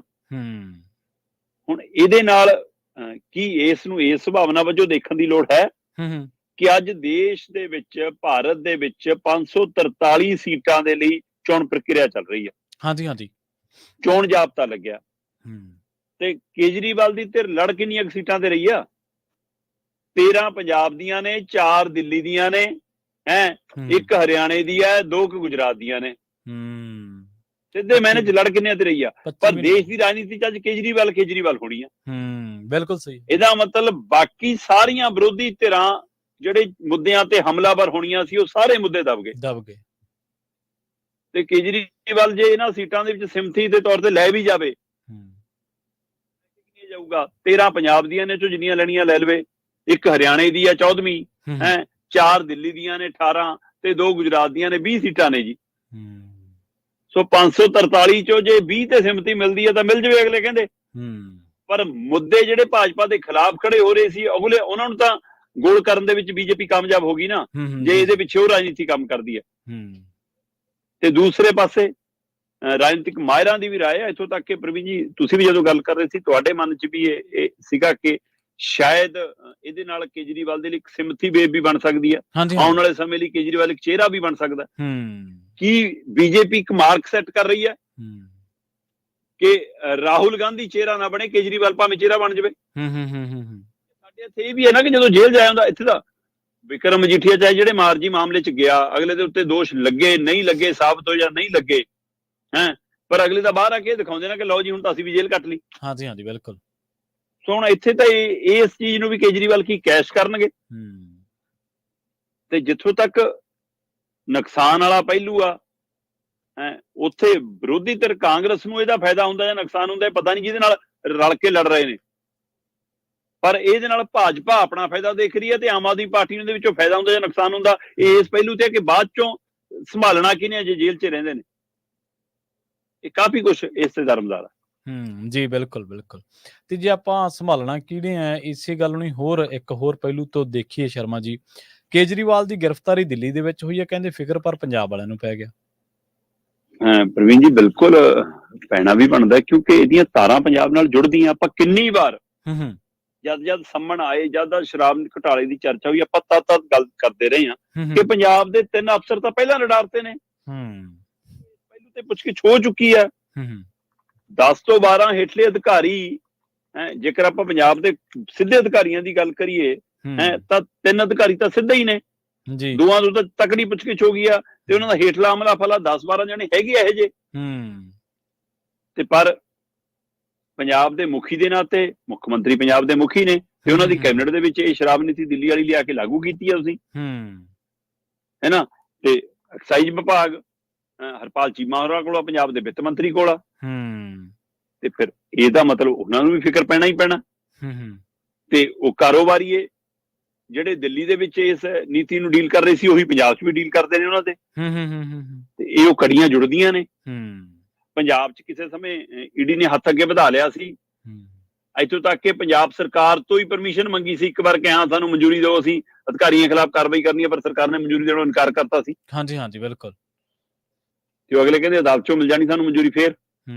ਸੋ ਕੀ ਹੁਣ ਉਸ ਕਵਾਇਦ ਵੱਲ ਵਧਣਗੇ? ਪ੍ਰਵੀਨ ਜੀ, ਪੰਜਾਬ ਦੇ ਵਿੱਚ ਚੋਣਾਂ ਆਖਰੀ ਗੇੜ 'ਚ ਨੇ, ਦਿੱਲੀ 'ਚ 6ਵੇਂ ਗੇੜ 'ਚ, ਪੰਜਾਬ 'ਚ 7ਵੇਂ ਗੇੜ 'ਚ। ਤੇ ਅੱਜ ਹਲੇ ਆਪਾਂ ਮਾਰਚ 'ਚ ਗੱਲ ਕਰ ਰਹੇ ਹਾਂ, ਜਦੋਂ ਮਾਰਚ ਦਾ ਵੀ ਇੱਕ ਹਫ਼ਤਾ ਪੂਰਾ ਪਿਆ ਜੇ। ਤੇ ਉਸ ਤੋਂ ਬਾਅਦ ਅਪ੍ਰੈਲ ਤੇ ਮਈ 2 ਮਹੀਨੇ ਪੂਰੇ ਨੇ। ਇਹ 2 ਮਹੀਨਿਆਂ 'ਚ ਕੀ ਪੰਜਾਬ 'ਚ ਵੀ ਕੋਈ ਅਜਿਹਾ ਦ੍ਰਿਸ਼ ਦੇਖਣ ਨੂੰ ਮਿਲ ਸਕਦਾ, ਕੋਈ ਬੜਾ ਰਾਜਨੀਤਿਕ ਚਿਹਰਾ ਗ੍ਰਿਫਤਾਰ, ਜਾਂ ਉਹਨੂੰ ਸੰਮਣ ਬੁਲਾ ਕੇ ਤਲਬ ਕਿ ਉਧਰ ਰੈਲੀ ਦੀ ਤਰੀਕ ਰੱਖੀ ਹੋਵੇ, ਉਦੋਂ ਕਹਿਣ ਆ ਗਈ ਜੀ ਸੰਮਣ ਲੈ ਕੇ ਅਸੀਂ। ਸੋ ਇਹ ਕੀ ਹੋਊਗਾ, ਇਹਦੇ ਪਿੱਛੇ ਅਜੇ ਕੁਝ ਵੀ ਸਪਸ਼ਟ ਨਹੀਂ ਹੈ। ਪ੍ਰਿਅੰਕਾ ਗਾਂਧੀ ਕਹਿ ਰਹੀ ਹੈ ਕਿ ਭਾਜਪਾ ਬਹੁਤ ਹੇਠਲੇ ਪੱਧਰ ਦੀ ਰਾਜਨੀਤੀ ਕਰ ਰਹੀ ਹੈ। ਭਾਜਪਾ ਕਹਿੰਦੀ ਜੀ ਆਹ ਦੇਖੋ, ਜਿਹੇ ਜਿਹਾ ਕਰਨਾ ਹੋਏ ਜਾਂ ਭਰਨਾ ਫਲ ਮਿਲ ਗਿਆ ਜੀ। ਪਰ ਅੰਕੜੇ ਕਹਿੰਦੇ ਨੇ ਕਿ 95% ਈਡੀ ਨੇ ਵਿਰੋਧੀਆਂ ਤੇ ਕਾਰਵਾਈ ਕੀਤੀ ਹੈ, ਉਧਰ ਭਾਜਪਾ ਦੇ ਇਸ਼ਾਰੇ ਤੇ ਕੰਮ ਕੀਤੀ ਹੈ। ਥੋੜੀ ਸਰਕਾਰੀ ਧਿਰ ਬਣ ਕੇ ਕੰਮ ਕਰ ਰਹੀ ਹੈ, ਉਹ ਤਾਂ ਈਡੀ ਆਜ਼ਾਦ ਏਜੰਸੀ ਵਜੋਂ ਕੰਮ ਹੀ ਨਹੀਂ ਕਰ ਰਹੀ। ਸੋ ਇਹ ਸਾਰੇ ਸਵਾਲਾਂ ਦੇ ਵਿੱਚ ਪੰਜਾਬ ਦੇ ਲੀਡਰਾਂ ਦੀ ਨੀਂਦ ਉੱਡੀ ਹੈ ਜੀ, ਨਾਲ ਸੰਬੰਧਿਤ ਮੌਜੂਦਾ ਤੇ ਸਾਬਕਾ ਅਧਿਕਾਰੀਆਂ ਦੀ ਨੀਂਦ ਉੱਡੀ ਹੈ, ਔਰ ਇਸ ਮਾਮਲੇ ਦੇ ਉੱਤੇ ਘਿਰ ਗਈ ਹੈ। ਤੇ ਇਹਦੇ ਨਾਲੋਂ ਵੱਡਾ ਫਿਕਰ ਆਮ ਆਦਮੀ ਪਾਰਟੀ ਨੂੰ ਇਹ ਹੈ ਕਿ ਕੇਜਰੀਵਾਲ ਦੇ ਬਿਨਾਂ ਹੁਣ ਪਾਰਟੀ ਨੂੰ ਚਲਾਏਗਾ ਕੌਣ? ਕੀ ਮੁੱਖ ਮੰਤਰੀ ਭਗਵੰਤ ਮਾਨ ਆਪ ਉਦਰੀਆਂ ਤਾਂ ਨਹੀਂ ਕਰਨ ਲੱਗ ਜਾਣਗੇ? ਕੀ ਸੰਦੀਪ ਪਾਠਕ ਆਪਣੀ ਮਰਜ਼ੀ ਦਾ ਨਹੀਂ ਕੁੱਟਣ ਲੱਗ ਜਾਏਗਾ? ਕੀ ਰਾਘਵ ਚੱਡਾ ਤਾਂ ਨਹੀਂ ਚੱਲਣ ਲੱਗ ਜਾਏਗੀ? ਕਿ ਦਿੱਲੀ ਦੇ ਵਿੱਚ ਉਹ ਬੀਬੀ ਜਿਹੜੀ ਮੰਤਰੀ ਹੈ ਉਹ ਤਾਂ ਨਹੀਂ ਮਤਲਬ ਕਿ ਮੂਹਰੇ ਆ ਜਾਏਗੀ? ਸੋ ਕੀ ਹੁਣ ਪਤਨੀ ਕਾਰਜਕਾਰੀ ਮੁੱਖ ਮੰਤਰੀ ਵਜੋਂ ਕਾਰਜ ਸੰਭਾਲੇਗੀ, ਜਦੋਂ ਕਿ ਦਾਅਵਾ ਕੀਤਾ ਗਿਆ ਕੱਲ ਸਾਰਿਆਂ ਵੱਲੋਂ ਕਿ ਨਹੀਂ ਜੀ ਕੇਜਰੀਵਾਲ ਜੇਲ੍ਹ ਦੇ ਅੰਦਰੋਂ ਹੀ ਚਲਾਉਣਗੇ, ਅਸੀਂ ਅਦਾਲਤ ਤੋਂ ਮਨਜ਼ੂਰੀ ਲੈ ਕੇ ਆਵਾਂਗੇ ਕਿ ਸਾਡੀ ਕੈਬਨਿਟ ਦੀ ਬੈਠਕ ਵੀ ਜੇਲ੍ਹ 'ਚ ਹੋਵੇ ਚਾਹੇ। ਸੋ ਇਸ ਕਵਾਇਦ ਦੇ ਵਿੱਚ ਨੇ ਕਿ ਇਹ ਤੋਂ ਵੀ ਸਿਮਤੀ ਲੈਣ ਦਾ ਇੱਕ ਤਰੀਕਾ ਨਾ। ਤੇ ਇਸ ਲਈ ਕਹਿੰਦੇ ਜੀ ਕੱਲ ਵੱਡੀ ਗਿਣਤੀ 'ਚ ਸਮਰਥਕ ਪਹੁੰਚ ਗਏ ਸੀ, ਪਰ ਪੰਜਾਬ ਵਾਲੇ ਅੱਜ ਜਾਣਗੇ ਜਾਂ ਨਹੀਂ ਜਾਣਗੇ ਦੀ ਅਜੇ ਕੋਈ ਜਾਣਕਾਰੀ ਨਹੀਂ ਹੈ। ਕਿ ਪੰਜਾਬ ਤੋਂ ਚੌਪਰ ਜਾਊਗਾ ਜਾਂ ਸਰਕਾਰੀ ਬੱਸਾਂ ਜਾਣਗੀਆਂ। ਤੇ ਜਿੱਥੇ ਆਮ ਆਦਮੀ ਪਾਰਟੀ ਦੀ ਰੈਲੀ ਹੁੰਦੀ ਸੀ, ਧਰਨਾ ਹੁੰਦਾ ਸੀ, ਉੱਥੇ ਪੰਜਾਬ ਦੀਆਂ ਸਰਕਾਰੀ ਬੱਸਾਂ ਲਾ ਦਿੰਦੇ ਸੀ। ਤੇ ਜੇ ਪੰਜਾਬ ਤੋਂ ਬਾਹਰ ਹੈ ਕੇਜਰੀਵਾਲ ਜੀ ਨੇ ਜਾਣਾ ਤਾਂ ਮੁੱਖ ਮੰਤਰੀ ਸਾਹਿਬ ਚੋਪਰ ਲੈ ਕੇ ਜਾਂਦੇ ਸੀ। ਹਾਂ ਹੁਣ ਕੇਜਰੀਵਾਲ ਜੀ ਅੰਦਰ ਨੇ, ਪਰ ਪੰਜਾਬ ਦੀਆਂ ਧਿਰਾਂ ਕੀ ਦਿੱਲੀ ਧਰਨਾ ਲਾਉਣ ਚੌਪਰ 'ਚ ਜਾਣਗੀਆਂ ਜਾਂ ਪੰਜਾਬ ਤੋਂ ਵਰਕਰਾਂ ਨੂੰ ਭਰ ਕੇ ਸਰਕਾਰੀ ਬੱਸਾਂ ਲੈ ਕੇ ਜਾਣਗੀਆਂ, ਇਸ ਦੇ ਉੱਤੇ ਖਾਸੇ ਤੰਜ ਕੱਸੇ ਜਾ ਰਹੇ ਨੇ। ਜੀ ਜੀ ਬਿਲਕੁਲ। ਤੇ ਅਗਲੀ ਖਬਰ ਦੇ ਵੱਲ ਵਧੀਆ, ਗੱਲ ਪੰਜਾਬ ਸਰਕਾਰ ਦੀ ਕੋਈ ਕਰੀਏ। ਛੋਟੇ ਮੂਸੇਵਾਲੇ ਦੇ ਜਨਮ ਮਾਮਲੇ 'ਚ ਕਹਿੰਦੇ ਪੰਜਾਬ ਸਰਕਾਰ ਨੇ ਫਿਰ ਯੂ ਟਰਨ ਮਾਰਿਆ ਜੀ। ਪ੍ਰਵੀਨ ਜੀ, ਆਪਾਂ ਕੱਲੇ ਗੱਲ ਕਰ ਰਹੇ ਸੀ ਕਿ ਸਰਕਾਰ ਨੇ ਬੈਠੇ ਬਿਠਾਏ ਆਪਣੀ ਗਲ ਮੁਸੀਬਤ ਪਾ ਲਈ। ਕੀਤੀ। ਜੇ ਕੇਂਦਰ ਨੇ ਚਿੱਠੀ ਭੇਜੀ ਹੈ, ਕੇਂਦਰ ਨੇ ਸਿਹਤ ਵਿਭਾਗ ਨੇ ਤੁਹਾਤੋਂ ਜਾਣਕਾਰੀ ਮੰਗੀ ਹੈ, ਸਰਕਾਰ ਤੋਂ ਜਾਣਕਾਰੀ ਮੰਗੀ ਹੈ, ਤੇ ਕੱਲ ਮੈਂ ਇੱਕ ਬੜੇ ਸੂਝਵਾਨ ਸੀਨੀਅਰ ਪੱਤਰਕਾਰ ਨਾਲ ਇਸ ਪਹਿਲੂ ਤੇ ਗੱਲ ਹੋ ਰਹੀ ਸੀ। ਉਹਨਾਂ ਨੇ ਇੱਕ ਬੜਾ ਪਹਿਲੂ ਨੁਕਤਾ ਵੱਖਰਾ ਦੱਸਿਆ। ਆਪਾਂ ਜਿਵੇਂ ਕੱਲ ਗੱਲ ਕਰ ਰਹੇ ਸੀ ਕਿ ਇੰਨੀ ਤੇਜ਼ੀ ਨਾਲ ਚਿੱਠੀ ਨਹੀਂ ਜਾਂਦੀ, ਜਾਂ ਬਾਕੀ ਚਿੱਠੀਆਂ ਦੇ ਜਵਾਬ ਤੁਸੀਂ ਏਦਾਂ ਤੁਰੰਤ ਨਹੀਂ ਦਿੰਦੇ, ਜਾਂ ਤੁਸੀਂ ਇਸ ਮਸਲੇ ਦੇ ਉੱਤੇ ਉਹਦੇ ਵਿੱਚ ਕਿਤੇ ਨਹੀਂ ਲਿਖਿਆ ਸੀਗਾ ਕਿ ਤੁਰੰਤ ਜਵਾਬ ਚਾਹੀਦਾ, 24 ਘੰਟਿਆਂ ਜਵਾਬ ਚਾਹੀਦਾ, ਤੁਸੀਂ ਉਸ ਨੂੰ ਹੋਲਡ ਤੇ ਵੀ ਪਾ ਸਕਦੇ ਸੀ। ਸੋ ਉਸ ਮਸਲੇ ਤੇ ਆਪਾਂ ਕੱਲ ਗੱਲ ਕਰ ਰਹੇ ਸੀ ਤਾਂ ਮੈਂ ਸੀਨੀਅਰ ਪੱਤਰਕਾਰ ਨੇ ਸਰਬਜੀਤ ਧਾਲੀਵਾਲ ਭਾਜੀ, ਹਾਂਜੀ ਹਾਂਜੀ, ਮੇਰੀ ਉਹਨਾਂ ਨਾਲ ਗੱਲ ਹੋ ਰਹੀ ਸੀ। ਉਹ ਕਹਿੰਦੇ ਕਿ ਤੁਸੀਂ ਇੱਕ ਗੱਲ ਗੌਰ ਕਰੋ ਕਿ ਜਦੋਂ ਸਰਕਾਰ ਦਾ ਕੋਈ ਫੈਸਲਾ ਆਉਂਦਾ ਕਿਸੇ ਵਿਭਾਗ ਨੂੰ ਲੈ ਕੇ, ਕਿਸੇ ਧਿਰ ਨੂੰ ਲੈ ਕੇ, ਤਾਂ ਉਸ ਫੈਸਲੇ ਦੇ ਉੱਤੇ ਜਦੋਂ ਲੋਕ ਦੂਏ ਦਿਨ ਜਾ ਕੇ ਕਹਿੰਦੇ ਨੇ ਜੀ ਕੱਲ੍ਹ ਆ ਸਰਕਾਰ ਦਾ ਫੈਸਲਾ ਆ ਗਿਆ, ਤਾਂ ਅਫਸਰ ਕਹਿੰਦੇ ਨੇ ਭਾਈ ਆ ਤਾਂ ਮੂੰਹ ਜਵਾਨੀ ਬਿਆਨਬਾਜ਼ੀ ਆ, ਅਖਬਾਰਾਂ 'ਚ ਖਬਰ ਆ, ਜੇ ਸਾਡੇ ਕੋਲ ਨੋਟੀਫਿਕੇਸ਼ਨ ਨਹੀਂ ਆਇਆ, ਠੀਕ ਹੈ, ਅਜੇ ਸਾਡੇ ਕੋਲ ਆਰਡਰ ਦੀ ਕਾਪੀ ਨਹੀਂ ਆਈ, ਅਦਾਲਤ ਦੇ ਵਿੱਚ ਕੋਈ ਹੁਕਮ ਆ ਜਾਵੇ, ਹੁਕਮ ਪਾਸ ਹੋ ਜਾਵੇ ਤੇ ਫਿਰ ਜਵਾਬ ਦੇਣ ਲੱਗਿਆ ਕਹਿੰਦੀ ਹੈ ਜੀ ਹਾਂ ਜੀ ਅਸੀਂ ਵੀ ਅਖਬਾਰਾਂ 'ਚ ਪੜ੍ਹਿਆ ਸੁਣਿਆ ਖਬਰ ਹੈ ਜੀ, ਪਰ ਸਾਡੇ ਕੋਲ ਅਜੇ ਆਰਡਰਾਂ ਦੀ ਕਾਪੀ ਨਹੀਂ ਆਈ, ਅਦਾਲਤ ਦਾ ਫੈਸਲਾ ਨਹੀਂ ਆਇਆ। ਤੇ ਕਹਿੰਦੇ ਕਿ ਇੱਥੇ ਪੰਜਾਬ ਸਰਕਾਰ ਨੂੰ ਪੁੱਛੋ ਕਿ ਤੁਹਾਡੇ ਕੋਲ ਜਨਮ ਰਿਕਾਰਡ ਦਾ ਆ ਗਿਆ ਹਿਸਾਬ ਕਿਤਾਬ। ਹਸਪਤਾਲ ਪਹਿਲਾਂ ਰਿਕਾਰਡ ਦਰਜ ਕਰਾਊਗਾ ਸੰਬੰਧਿਤ ਵਿਭਾਗ 'ਚ, ਉੱਥੋਂ ਫਿਰ ਡੀਸੀ ਦਫ਼ਤਰ ਤੋਂ ਫਿਰ ਸੰਬੰਧਿਤ ਵਿਭਾਗ ਚੰਡੀਗੜ੍ਹ ਪਹੁੰਚੂਗਾ। ਕਹਿੰਦੇ ਕਿ ਇੰਨੀ ਛੇਤੀ ਆ ਗਿਆ ਤੁਹਾਡੇ ਕੋਲ ਨਿਆਣ ਜੰਮਣ ਦਾ? ਤੁਸੀਂ ਕਹਿੰਦੇ ਲਿਖ ਕੇ ਭੇਜਦੇ ਕਿ ਸਾਨੂੰ ਵੀ ਅਖਬਾਰਾਂ ਤੋਂ ਹੀ ਪਤਾ ਲੱਗਿਆ ਜੀ, ਜਿਵੇਂ ਤੁਹਾਨੂੰ ਪਤਾ ਲੱਗਿਆ, ਸਾਨੂੰ ਵੀ ਸੋਸ਼ਲ ਮੀਡੀਆ ਤੋਂ ਹੀ ਪਤਾ ਲੱਗਿਆ, ਤੁਹਾਡੇ ਰਿਕਾਰਡ 'ਚ ਤਾਂ ਨਹੀਂ ਅਜੇ ਨਾ ਇਹ ਬੱਚੇ ਦਾ ਜਨਮ ਦਾ ਜੀ। ਕਹਿੰਦੇ ਇਸ ਲਈ ਆਮ ਆਦਮੀ ਪਾਰਟੀ ਨੇ ਜਿਹੜੀ ਕਾਹਲੀ ਦਿਖਾਈ, ਪੰਜਾਬ ਸਰਕਾਰ ਨੇ ਜਿਹੜੀ ਕਾਹਲੀ ਦਿਖਾਈ, ਉਹਦੇ ਵਿੱਚੋਂ ਘਿਰ ਗਏ। ਪਰ ਸਰਕਾਰ ਤਾਂ ਆਪਣੇ ਆਪ ਨੂੰ ਬਾਹਰ ਰੱਖ ਰਹੀ ਹੈ, ਕਹਿੰਦੀ ਅਸੀਂ ਤਾਂ ਵਧਾਈਆਂ ਦਿੱਤੀਆਂ ਜੀ। ਸਿਹਤ ਮੰਤਰੀ ਕਹਿੰਦਾ ਅਸੀਂ ਤਾਂ ਪੁੱਛੇ ਹੀ ਨਹੀਂ ਜੀ, ਸਾਡਾ ਤਾਂ ਕੋਈ ਹੁਕਮ ਹੀ ਨਹੀਂ ਜੀ। ਚਿੱਠੀ ਜੀ ਆਈ ਵੀ ਸੀ ਕੇਂਦਰ ਦੀ, ਤਾਂ ਕਹਿੰਦੇ ਜੀ ਸੰਬੰਧਿਤ ਜਿਹੜਾ ਸੈਕਟਰੀ ਆ ਅਜੇ ਸ਼ਰਮਾ, ਕਹਿੰਦੇ ਜੀ ਉਹਨੇ ਆਪ ਮਹਾਰੇ ਪੁੱਛ ਲਿਆ ਜੀ। ਉਹਨੇ ਵੀ ਕਹਿੰਦੇ ਜੀ ਹਸਪਤਾਲ ਨਾਲ ਤਾਲਮੇਲ ਕੀਤਾ ਸੀਗਾ, ਪਰ ਅਸੀਂ ਜੀ 2 ਹਫ਼ਤਿਆਂ ਲਈ ਉਹਨੂੰ ਨੋਟਿਸ ਜਾਰੀ ਕਰਤਾ ਕਿ 2 ਹਫ਼ਤਿਆਂ ਜਵਾਬ ਦੇਵੇ, ਇਹਦੇ ਲਈ ਅਜੇ ਸ਼ਰਮਾ ਜ਼ਿੰਮੇਵਾਰ ਹੈ ਜੀ। ਕਹਿੰਦੇ ਹੁਣ ਪੰਜਾਬ ਸਰਕਾਰ ਆਪਣਾ ਪੱਲਾ ਬਚਾ ਰਹੀ ਆ, ਆਪਣੀ ਜਾਨ ਛੁਡਾ ਰਹੀ ਆ, ਪਰ ਜਿਹੜਾ ਡੈਮੇਜ ਹੋਣਾ ਸੀ ਇਸ ਮਸਲੇ ਤੇ ਹੋ ਗਿਆ। ਸਿੱਧੂ ਮੂਸੇਵਾਲੇ ਦੇ ਫੈਨ ਦੇ ਰੂਪ ਦੇ ਵਿੱਚ ਸੰਵੇਦਨਸ਼ੀਲ ਬੱਚੇ ਦੇ ਜਨਮ ਦੇ ਮਾਮਲੇ ਦੇ ਵਿੱਚ ਜਿਹੜੇ ਲੋਕਾਂ ਦੇ ਮਨਾਂ ਨੂੰ ਠੇਸ ਪਹੁੰਚੀ, ਉਹ ਪਹੁੰਚ ਗਈ, ਤੇ ਉਹ 'ਚ ਕੇਂਦਰ ਸਰਕਾਰ ਦੀ ਚਿੱਠੀ ਹੋਣ ਦੇ ਬਾਵਜੂਦ ਬਦਨਾਮੀ ਪੰਜਾਬ ਸਰਕਾਰ ਦੀ ਵੱਧ ਹੋ ਗਈ। ਤੇ ਹੁਣ ਉਹਦੇ ਡੈਮੇਜ ਕੰਟਰੋਲ ਕਰਨ ਲਈ ਕਹਿੰਦੇ ਜੀ ਤਾਂ ਅਜੇ ਸ਼ਰਮਾ ਦੀ ਸਾਰੀ ਕੀਤਾ ਧਰਿਆ ਜੀ, ਉਹਨੇ ਆਪ ਮਹਾਰੀ ਪੁੱਛ ਲਿਆ, ਆਪਣੇ ਆਪ ਹੀ ਉਹਨੇ ਫੋਨ ਕਰ ਲਿਆ ਜੀ, ਆਪ ਹੀ ਜਾਣਕਾਰੀ ਇਕੱਠੀ ਕਰ ਲਈਏ, ਅਸੀਂ ਕਰ ਲਈ ਜਵਾਬ ਤਲਬ ਕੇ। ਨਾ ਪੰਜਾਬ ਦੇ ਸਿਹਤ ਵਿਭਾਗ ਨੂੰ ਪਤਾ, ਨਾ ਸਿਹਤ ਮੰਤਰੀ ਨੂੰ ਪਤਾ, ਨਾ ਮੁੱਖ ਮੰਤਰੀ ਨੂੰ ਪਤਾ, ਤੁਸੀਂ ਕਿਵੇਂ ਪੁੱਛ ਲਿਆ ਕਹਿੰਦੇ। ਤੇ ਹੁਣ ਇਸ ਨੂੰ ਤੁਸੀਂ ਯੂ ਟਰਨ ਕਹੋਗੇ ਤਾਂ ਨਹੀਂ, ਕਹੋਗੇ ਤਾਂ ਹੋਰ ਕੀ ਕਹੋਗੇ ਪ੍ਰਵੀਨ ਜੀ। ਹੁਣ ਜਾਂ ਤਾਂ ਫਿਰ ਅਫਸਰਸ਼ਾਹੀ ਤੋਂ ਬਿਲਕੁਲ ਬਾਗੀ ਆ ਜੀ ਜੀ, ਬਿਲਕੁਲ ਤੁਹਾਡੇ ਕੰਟਰੋਲ 'ਚ ਨਹੀਂ ਆ, ਜਾਂ ਤੁਸੀਂ ਝੂਠ ਬੋਲਦੇ ਹੋ। ਇਹ ਕਿਵੇਂ ਹੋ ਸਕਦਾ ਪ੍ਰਵੀਨ ਜੀ ਕਿ ਪੰਜਾਬ ਦੇ ਵਿੱਚ ਪੰਚਾਇਤ ਮੰਤਰਾਲਾ ਐਲਾਨ ਕਰ ਦੇਵੇ ਕਿ ਅਸੀਂ ਪੰਚਾਇਤਾਂ ਭੰਗ ਕੀਤੀਆਂ, ਤੇ ਬਾਅਦ ਚੋਂ ਮੁੱਖ ਮੰਤਰੀ ਸਾਹਿਬ ਕਹਿੰਦੇ ਅਫਸਰਾਂ ਨੇ ਕੀਤੀਆਂ, ਟੰਗ ਦਿਓ ਅਫਸਰ, ਮੈਨੂੰ ਤਾਂ ਪਤਾ ਹੀ ਨਹੀਂ। ਤੇ ਪੰਜਾਬ ਦੇ ਇੱਕ ਖੇਤਰ 'ਚ ਮੁੱਖ ਮੰਤਰੀ ਸਾਹਿਬ ਨੇ ਰਹਿਣਾ ਹੋਵੇ, ਡੀਓ ਆਰਡਰ ਕਰ ਦੇਵੇ ਸਕੂਲ ਖਾਲੀ ਕਰਾ ਲਓ, ਅਮਲਾ ਫਾਲਾ ਰਹੂਗਾ ਉਰੇ। ਬਾਅਦ ਚੋਂ ਕਹਿਣ ਮਾਪੇ ਜਦੋਂ ਨਾਰਾਜ਼ ਹੋ ਗਏ, ਅਧਿਆਪਕ ਜਦੋਂ ਨਾਰਾਜ਼ ਹੋ ਗਏ, ਕਹਿੰਦੇ ਨਹੀਂ ਜੀ ਡੀਓ ਨੇ ਹੁਕਮ ਕਿਵੇਂ ਦਿੱਤੇ, ਸਰਕਾਰ ਨੇ ਤਾਂ ਕਿਹਾ ਹੀ ਨਹੀਂ, ਕਰੋ ਜੀ ਡੀਓ ਤੇ ਕਾਰਵਾਈ। ਤੇ ਹੁਣ ਉਵੇਂ ਹੀ ਕਰੋ ਜੀ ਸਿਹਤ ਵਿਭਾਗ ਦੇ ਸੈਕਟਰੀ ਤੇ ਕਾਰਵਾਈ, ਜੀ ਇਹਨੇ ਕਿਵੇਂ ਪੁੱਛ ਲਿਆ। ਮਤਲਬ ਇਹ ਸਾਰੀਆਂ ਘਟਨਾਵਾਂ 'ਚ ਤੁਸੀਂ ਜਾਂ ਤਾਂ ਯੂ ਟਰਨ ਲੈ ਰਹੇ ਹੋ, ਜਾਂ ਫਿਰ ਅਫਸਰਸ਼ਾਹੀ ਤੁਹਾਤੋਂ ਬਾਗੀ ਆ, ਤੁਹਾਡੀ ਚੱਲਦੀ ਹੋ ਨਹੀਂ। ਫਿਰ ਦੋਵੇਂ ਮਾਮਲੇ 'ਚ ਨਲਾਇਕੀ ਤਾਂ ਸਰਕਾਰ ਦੀ ਉਹ ਆ ਨਾ ਜੀ। ਬਿਲਕੁਲ ਬਿਲਕੁਲ, ਜੇ ਅਫਸਰਸ਼ਾਹੀ ਤੋਂ ਬਿਨਾਂ ਪੁੱਛੇ ਕਾਰਵਾਈਆਂ ਕਰੀ ਜਾਂਦੀ ਆ, ਫਿਰ ਥੋੜਾ ਕੰਟਰੋਲ ਕਾਹਦਾ। ਤੇ ਜੇ ਇਹ ਚੀਜ਼ ਸਹੀ ਹੈ ਕਿ ਤੁਹਾਨੂੰ ਪੁੱਛ ਕੇ ਹੋ ਰਹੀ ਹੈ, ਫਿਰ ਤੁਹਾਨੂੰ ਸਮਝ ਨਹੀਂ ਕਿ ਕੀ ਕਰਨਾ, ਕਦੋਂ ਕਰਨਾ, ਕਿਵੇਂ ਕਰਨਾ।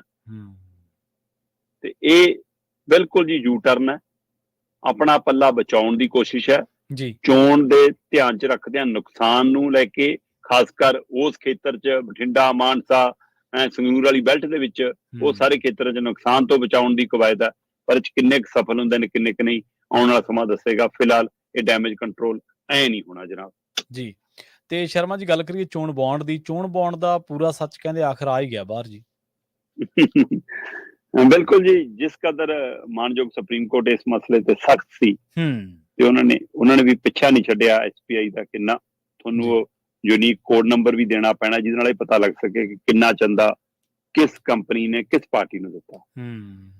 ਪ੍ਰਵੀਨ ਜੀ, ਤੁਹਾਡੇ ਧਿਆਨ 'ਚ ਹੋਏਗਾ, ਆਪਾਂ ਕਈ ਵਾਰ ਆਮ ਤੌਰ ਤੇ ਵੀ ਗੱਲ ਕਰਦੇ ਰਹੇ ਹਾਂ ਜਦੋਂ ਕਿ ਪਾਰਟੀ ਉਮੀਦਵਾਰਾਂ ਨੂੰ ਲੋਕ ਚੰਦਾ ਦਿੰਦੇ ਨੇ, ਕਿ ਜਿਹੜਾ ਵਪਾਰੀ ਵਰਗ ਹੈ ਉਹਦੇ ਹਵਾਲੇ ਨਾਲ ਆਪਾਂ ਕਈ ਵਾਰ ਗੱਲ ਕੀਤੀ ਹੈ ਕਿ ਉਹ ਅਕਸਰ ਕਹਿੰਦੇ ਹੁੰਦੇ ਸੀ ਕਿ ਅਸੀਂ ਬਾਈ 100 ਰੁਪਇਆ ਰੱਖ ਲਿਆ, ਮੰਨ ਲਓ ਕਿਆ ਹੈ ਕਿ ਅਸੀਂ ਚੋਣਾਂ ਤੇ ਲਾਉਣਾ, ਉਹ ਚੋਂ ਕਹਿੰਦੇ 50 ਰੁਪਏ ਅਸੀਂ ਉਹਨੂੰ ਦਿੰਨੇ ਆ ਜਿਹੜੀ ਜੇਤੂ ਪੋਜੀਸ਼ਨ 'ਚ ਸਾਨੂੰ ਲੱਗਦੀ ਹੈ, 30 ਰੁਪਏ ਅਸੀਂ ਉਹਨੂੰ ਦਿੰਨੇ ਆ ਜਿਹੜੀ ਦੂਈ ਧਿਰ ਆ, ਤੇ ਪਿੱਛੇ ਬਚੇ 20 ਰੁਪਏ ਅਸੀਂ ਬਾਕੀ ਸਾਰਿਆਂ ਨੂੰ ਵੰਡ ਦਿੰਨੇ ਆ।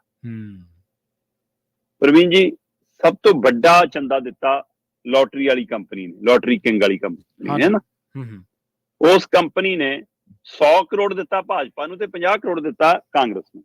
ਹੁਣ ਇਹ ਉਹੀ ਫਾਰਮੂਲਾ ਹੋਰ ਅੱਗੇ ਆ ਜਾਓ। ਸਭ ਤੋਂ ਵੱਧ ਚੰਦਾ ਜੇਕਰ ਕਿਸੇ ਕੰਪਨੀ ਤੋਂ ਮਿਲਿਆ ਭਾਜਪਾ ਨੂੰ ਤਾਂ ਉਹ ਮਿਲਿਆ ਜੀ Megha engineering and western UP company ਤੋਂ। 664 ਕਰੋੜ ਮਿਲਿਆ। ਔਰ ਇਸੇ ਕੰਪਨੀ ਨੇ, Megha engineering and western UP ਨੇ 128 ਕਰੋੜ ਕਾਂਗਰਸ ਨੂੰ ਦਿੱਤਾ। ਇੱਥੋਂ ਦਾ ਇਹੀ ਕੰਪਨੀ BRS ਨੂੰ 390 ਕਰੋੜ ਦਿੰਦੀ ਹੈ। ਠੀਕ ਹੈ ਜੀ। ਵੇਦਾਂਤਾ ਇੱਕ ਕੰਪਨੀ ਹੈ, ਭਾਜਪਾ ਨੂੰ 226 ਕਰੋੜ ਦਿੱਤਾ ਉਹਨਾਂ ਨੇ, ਤੇ ਵੇਦਾਂਤਾ 104 ਕਰੋੜ ਕਾਂਗਰਸ ਨੂੰ ਦਿੰਦੀ ਹੈ। ਸੁਣੇ, ਇਹ ਉਹੀ ਫਾਰਮੂਲੇ ਨੇ ਕਿ ਕਿਤੋਂ ਕਿਤੋਂ ਕਿੰਨਾ ਕਿੰਨਾ। ਹੁਣ ਲੋਟਰੀ ਕਿੰਗ ਜਿਹੜੀ ਆਪਾਂ ਗੱਲ ਕਰ ਰਹੇ ਹਾਂ, ਉਹ ਕੰਪਨੀ ਨੇ DMK ਨੂੰ 509 ਕਰੋੜ ਦਿੱਤਾ ਹੈ ਨਾ। ਸੋ ਇੱਧਰ ਦੂਸਰੀ YRS ਕਾਂਗਰਸ ਨੂੰ 160 ਕਰੋੜ ਦਿੱਤਾ, ਭਾਜਪਾ ਨੂੰ 100 ਕਰੋੜ ਦਿੱਤਾ ਹੈ। 50 ਕਰੋੜ ਉਹ ਖੇਤਰੀ ਪਾਰਟੀ ਦੇ ਹਵਾਲੇ ਨਾਲ ਉੱਥੇ ਵੱਧ ਦੇ ਰਹੇ ਨੇ ਉਹ ਜੀ, ਕਿੱਥੇ ਕਿਹਨੂੰ ਲੋੜ ਹੈ। ਸੋ ਇਹ ਆਪਣੇ ਆਪ ਚੋਂ ਅਲਫਾ ਨਿਊ ਮਾਰਕ ਨੰਬਰ ਸੀਗਾ ਜਿਹੜਾ SBI ਨੇ ਜਾਰੀ ਕੀਤਾ। SBI ਨੇ ਸਾਰੀ ਜਾਣਕਾਰੀ ਜਨਤਕ ਕਰਕੇ ਬਕਾਇਦਾ ਤੌਰ ਤੇ ਚੋਣ ਕਮਿਸ਼ਨ ਨੂੰ ਦਿੱਤੀ, ਚੋਣ ਕਮਿਸ਼ਨ ਨੇ ਅਪਲੋਡ ਕਰਤੀ। ਪਰ ਇਹਦੇ ਵਿੱਚ ਜਿਹੜੀ ਗੱਲ ਹੈ 623 ਕਰੋੜ ਗੁਪਤ ਚੰਦਾ ਦੇਣ ਦੀ ਗੱਲ ਸਾਹਮਣੇ ਆਈ ਹੈ। ਹੁਣ ਇਹ ਗੁਪਤ ਚੰਦਾ, ਇਹ ਗੁਪਤ ਦਾਨ ਤਾਂ ਹੈ ਨੀਗਾ। ਅਸਲ 'ਚ ਕੀ ਆ ਕਿ ਅਪ੍ਰੈਲ 2019 ਤੋਂ ਲੈ ਕੇ ਕੰਪਨੀਆਂ ਦਾ ਜਿਹੜਾ ਉਹ ਚੰਦਾ ਸੀਗਾ ਉਹਦੀ ਸਾਰੀ ਇਹ ਜਾਣਕਾਰੀ ਹੈ ਨਾ। ਪਰ ਜਿਹੜਾ ਉਹ ਤੋਂ ਪਹਿਲਾਂ ਸੀ ਇਹ ਪ੍ਰੋਸੀਜਰ, ਉਹਦੇ ਵਿੱਚ ਇਹ ਵੀ ਸੀਗਾ ਕਿ ਤੁਸੀਂ ਗੁਪਤ ਰੂਪ 'ਚ ਦੇ ਸਕਦੇ ਹੋ, ਜਿਹਦੀ ਜਾਣਕਾਰੀ ਦੇਣ ਦੀ ਲੋੜ ਨਹੀਂ। ਉਸ ਹਵਾਲੇ ਨਾਲ 466 ਕਰੋੜ ਭਾਜਪਾ ਨੂੰ ਤੇ 70.77 ਕਰੋੜ ਕਾਂਗਰਸ ਨੂੰ ਜੀ, ਮਤਲਬ ਲਗਭਗ 71 ਕਰੋੜ ਕਾਂਗਰਸ ਨੂੰ ਤੇ 466 ਕਰੋੜ ਭਾਜਪਾ ਨੂੰ ਜਿਹੜਾ ਗੁਪਤ ਚੰਦਾ ਆਇਆ ਜੀ, ਜਿਹਦੇ ਵਿੱਚ ਉਸ ਸਮੇਂ ਤੱਕ ਇਹ ਨਿਯਮ ਸੀਗਾ ਕਿ ਕੰਪਨੀਆਂ ਚੰਦਾ ਗੁਪਤ ਰੂਪ 'ਚ ਦੇ ਸਕਦੀਆਂ। ਠੀਕ ਹੈ ਜੀ। ਇਹ ਅਪ੍ਰੈਲ 2019 ਤੱਕ। ਉਹ ਤੋਂ ਬਾਅਦ ਵਾਲਾ ਜਿਹੜਾ ਡਾਟਾ ਸਾਰਾ ਉਹਦੇ ਹਵਾਲੇ ਨਾਲ ਆਪਾਂ ਗੱਲ ਕਰ ਚੁੱਕੇ ਹਾਂ ਕਿ ਉਹਦੇ ਹਵਾਲੇ ਨਾਲ ਆਹ ਪੈਸਾ ਵੇਦਾਂਤਾ ਭਾਜਪਾ ਨੂੰ ਵੀ ਦਿੰਦੀ ਹੈ, ਕਾਂਗਰਸ ਨੂੰ ਵੀ ਦਿੰਦੀ ਹੈ, BJP ਨੂੰ ਵੀ ਦਿੰਦੀ ਹੈ, ਤ੍ਰਿਣਮੂਲ ਕਾਂਗਰਸ ਨੂੰ ਵੀ ਦਿੰਦੀ ਹੈ, ਏਅਰਟੈਲ ਹੈ ਜਿਹੜੀ ਭਾਜਪਾ ਨੂੰ ਵੀ ਦਿੰਦੀ ਹੈ, ਰਾਜਦ ਨੂੰ ਵੀ ਦਿੰਦੀ ਹੈ, ਕਾਂਗਰਸ ਨੂੰ ਵੀ ਦਿੰਦੀ ਹੈ, ਸ਼੍ਰੋਮਣੀ ਅਕਾਲੀ ਦਲ ਨੂੰ ਵੀ ਦਿੰਦੀ ਹੈ, ਜਦਯੂ ਨੂੰ ਵੀ ਦਿੰਦੀ ਹੈ, NCP ਨੂੰ ਵੀ ਦਿੰਦੀ ਹੈ। ਸੋ ਇਹਨਾਂ ਸਾਰਿਆਂ ਲਈ ਉਹਨਾਂ ਨੇ ਚੰਦਾ ਦਿੱਤਾ। ਸੋ ਇਸੇ ਤਰ੍ਹਾਂ ਬਜਾਜ ਹੈ ਜੀ, ਭਾਜਪਾ ਨੂੰ ਵੀ ਦਿੰਦਾ, ਆਮ ਆਦਮੀ ਪਾਰਟੀ ਨੂੰ ਦਿੰਦਾ, ਕਾਂਗਰਸ ਨੂੰ ਦਿੰਦਾ। ਸੋ ਇਹ ਇੱਕ ਮਤਲਬ ਕਿ ਸਾਰੀਆਂ ਪਾਰਟੀਆਂ ਨੂੰ ਉਸ ਹਿਸਾਬ ਨਾਲ ਉਹਨਾਂ ਨਾਲ ਫੰਡ ਦਿੱਤਾ ਗਿਆ। ਤੇ ਹੁਣ ਇਹ ਗੱਲ ਸਪਸ਼ਟ ਹੋ ਗਈ ਕਿ ਕਿਹੜੀ ਕੰਪਨੀ ਨੇ ਕਿਹਨੂੰ ਦਿੱਤਾ, ਜਦੋਂ ਕਿ ਇਹ ਵੀ ਸਪਸ਼ਟ ਹੈ ਕਿ 50% ਤੋਂ ਵੱਧ ਉਹ ਕੰਪਨੀਆਂ ਨੇ ਜਿਨ੍ਹਾਂ ਨੇ ਚੰਦਾ ED ਦੇ ਛਾਪਿਆਂ ਤੋਂ ਬਾਅਦ ਦਿੱਤਾ, ED ਦੀ ਕਾਰਵਾਈ ਤੋਂ ਬਾਅਦ ਦਿੱਤਾ ਜੀ। ਔਰ ਕਈਆਂ ਦੇ ਨਾਲ ਦੀ ਨਾਲ ਪ੍ਰੋਜੈਕਟ ਮਿਲੇ ਉਹਦੇ ਦੌਰਾਨ ਦਿੱਤਾ। ਇਸ ਪਹਿਲੂ ਨੇ ਵੀ ਟੌਪ 3 ਪਾਰਟੀਆਂ ਨੂੰ, ਭਾਰਤ ਦੀਆਂ ਟੌਪ 10 ਕੰਪਨੀਆਂ ਨੇ ਚੰਦਾ ਦਿੱਤਾ ਪ੍ਰਵੀਨ ਜੀ। ਠੀਕ ਹੈ ਜੀ। ਠੀਕ ਹੈ। ਸ਼ਰਾਬ ਘੁਟਾਲੇ ਨਾਲ ਜੁੜੀ ਅਰਵਿੰਦੋ ਫਾਰਮ ਕੰਪਨੀ ਨੇ 5 ਕਰੋੜ ਦੇ ਬੌਂਡ ਲਏ ਨੇ, ਉਹ 5 ਕਰੋੜ ਦੇ ਬੌਂਡ ਦਿੱਤੇ ਨੇ। ਸੋ ED ਨੇ ਹੈਦਰਾਬਾਦ ਦੀ ਅਰਵਿੰਦੋ ਫਾਰਮ ਕੰਪਨੀ ਦੇ ਡਾਇਰੈਕਟਰ ਦੇ ਉੱਤੇ ਰੇਡੀ ਨੂੰ ਦਿੱਲੀ ਸ਼ਰਾਬ ਘੁਟਾਲੇ ਦੇ ਮਾਮਲੇ 'ਚ 10 ਨਵੰਬਰ 2022 ਨੂੰ ਗ੍ਰਿਫਤਾਰ ਕਰ ਲਿਆ ਸੀ। ਇਹ ਆਹੀ ਸ਼ਰਾਬ ਘੁਟਾਲਾ ਕੇਜਰੀਵਾਲ ਵਾਲਾ ਜਿਹੜਾ ਆਪਾਂ ਹਵਾਲਾ ਦਿੰਦੇ ਹਾਂ। ਇਸ ਮਾਮਲੇ ਦੇ ਵਿੱਚ 10 ਨਵੰਬਰ 2022 ਨੂੰ ਰੇਡੀ ਨੂੰ ਗ੍ਰਿਫਤਾਰ ਕੀਤਾ। 16 ਨਵੰਬਰ ਨੂੰ ਅਰਵਿੰਦੋ ਦੀ ਕੰਪਨੀ ਨੇ 5 ਕਰੋੜ ਦੇ ਬੌਂਡ ਖਰੀਦੇ। ਠੀਕ ਹੈ ਜੀ।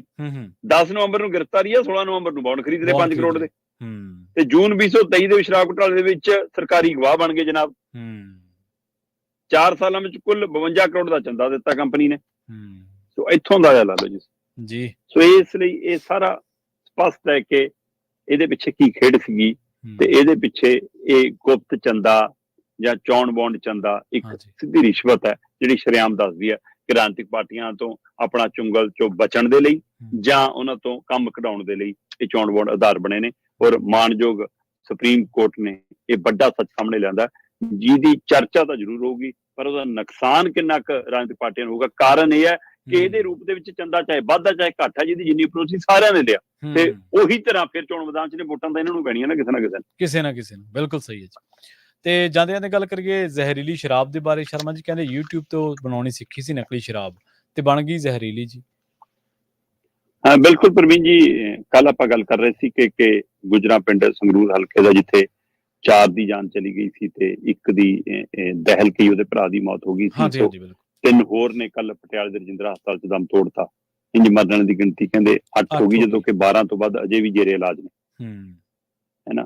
ਤੇ ਇਹ ਕਈ ਪੇਟੀਆਂ ਦੇ ਰੂਪ 'ਚ ਕਹਿੰਦੇ ਜੀ ਨਵਾਂ ਹੀ ਬਰਾਂਡ ਆਇਆ ਸੀ। ਵੈਸੇ ਤਾਂ ਕੱਲ ਪੁਲਿਸ ਦਾਅਵਾ ਕਰਦੀ ਸੀ ਕਿ ਅਸੀਂ ਬੰਦੇ 3-4 ਚੱਕ ਲਏ ਪਰ ਅੱਜ ਪਤਾ ਲੱਗ ਰਿਹਾ ਹਨੀਪ੍ਰੀਤ ਨਾਂ ਦਾ ਇੱਕ ਬੰਦਾ ਚੱਕਿਆ ਇਹਨਾਂ ਨੇ ਹੈਨਾ। ਉਹ ਕਹਿੰਦੇ ਜੀ ਉਹਨੇ ਇਹ ਸ਼ਰਾਬ ਬਣਾਈ ਸੀ ਤੇ ਉਹ ਬਕਾਇਦਾ ਤੌਰ ਤੇ YouTube ਤੋਂ ਨੇ ਸ਼ਰਾਬ ਬਣਾਉਣੀ ਸਿੱਖੀ।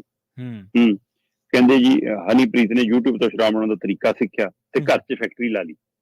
ਠੀਕ ਹੈ। ਜਦੋਂ ਘਰ 'ਚ ਫੈਕਟਰੀ ਲਾ ਲਈ ਕਹਿੰਦਾ ਨਕਲੀ ਸ਼ਰਾਬ ਦੀਆਂ ਉਹਨੇ 10 ਪੇਟੀਆਂ ਤਿਆਰ ਕੀਤੀਆਂ ਤੇ ਸਭ ਤੋਂ ਪਹਿਲਾਂ ਟੈਸਟਿੰਗ ਦੇ ਰੂਪ 'ਚ ਗੁਜਰਾ ਪਿੰਡੇ ਭੇਜਤੀਆਂ। ਤੇ ਹੁਣ ਇਹਦੇ ਵਿੱਚ ਉਹ ਕਹਿੰਦਾ ਜੀ ਹੋਇਆ ਕੀ ਕਿ ਉਹਨੇ ਜਿੱਥੋਂ ਸਿੱਖੀ ਸੀ ਇਹ ਹੈਨਾ ਉਹਦੇ ਹਿਸਾਬ ਨਾਲ ਉਹਨੇ ਉਹ ਸਾਰਾ ਸਮਾਨ ਤਾਂ ਲਿਆਂਦਾ, ਗੱਤੇ ਦੇ ਡੱਬੇ ਬਣਵਾ ਲਏ, ਲੋਗੋ ਲਾ ਲਏ YouTube ਨੂੰ ਦੇਖ ਕੇ ਬੋਤਲਾਂ ਤੇ। ਇਹ ਸ਼ਰਾਬ ਐਂ ਦਿਖਾਈ ਜਿਵੇਂ ਹਰਿਆਣੇ ਤੋਂ ਤਸਕਰੀ ਹੋ ਕੇ ਆਈ ਹੁੰਦੀ ਆ। ਹਰਿਆਣੇ ਦੇ ਕੰਪਨੀ ਦੇ ਨਾਂ ਲਾ ਲਏ, ਟੱਕਣ ਟੁੱਕਣ ਐਨ ਵਧੀਆ ਉਵੇਂ ਬਣਾਤੀ ਬੋਤਲ। ਪਰ ਉਹਨੇ YouTube ਤੋਂ ਜਿਹੜਾ ਪੈਮਾਨਾ ਸਿੱਖਿਆ ਸੀ ਉਹਦੇ ਨਾਲੋਂ ਵੀ ਵੱਧ ਪਾਤਾ ਮਾਲ। ਉਹਨੂੰ ਲੱਗਿਆ ਕਿ ਜ਼ਿਆਦਾ ਨਸ਼ਾ ਕਰੂਗੀ ਤਾਂ ਮੇਰਾ ਮਾਲ ਛੇਤੀ ਵੱਧ ਵਿਕੂਗਾ ਤੇ ਇੱਥੋਂ ਲੋਨ ਜ਼ਹਿਰੀ ਤੱਤ ਜਿਹੜੇ ਹੁੰਦੇ ਨੇ ਕੈਮੀਕਲ ਉਹ ਜ਼ਿਆਦਾ ਮਾਤਰਾ 'ਚ ਪਾਤਾ ਜਿਹੜਾ ਫਿਰ ਜਿਹਦਾ ਉਹਨੂੰ ਅੰਦਾਜ਼ਾ ਹੀ ਨਹੀਂ ਸੀਗਾ ਕਿ ਇਹਦਾ ਅਸਰ ਕਿੰਨਾ ਹੁੰਦਾ। ਤੇ ਨਤੀਜਾ ਫਿਰ ਇਹ ਹੋਇਆ ਕਿ ਇਸ ਤਰੀਕੇ ਨਾਲ 8 ਦੀ ਜਾਨ ਜਾ ਚੁੱਕੀ ਹੈ। 12 ਜੇ ਉਹਨੇ ਇਹਦੇ ਕੋਲੋਂ ਕਹਿੰਦੇ ਜੀ 200 ਲੀਟਰ ਐਥੋਲੋਨ, 156 ਅਲਕੋਹਲ ਦੀਆਂ ਬੋਤਲਾਂ, ਖਾਲੀ ਨਕਲੀ ਸ਼ਰਾਬ ਦੀਆਂ 80 ਬੋਤਲਾਂ, 130 ਲੈਬਲ ਲੱਗੀਆਂ ਹੋਈਆਂ ਬੰਦ ਪੈਕਿੰਗ ਵਾਲੀਆਂ ਬੋਤਲਾਂ, 4500 ਖਾਲੀ ਬੋਤਲਾਂ, 4600 ਢੱਕਣ, 10 ਲੀਟਰ ਫਲੇਵਰ, 25 ਲੀਟਰ ਕਲਰ, ਇਹ ਸਾਰਾ ਕੁਝ ਵੀ ਬਰਾਮਦ ਹੋਇਆ।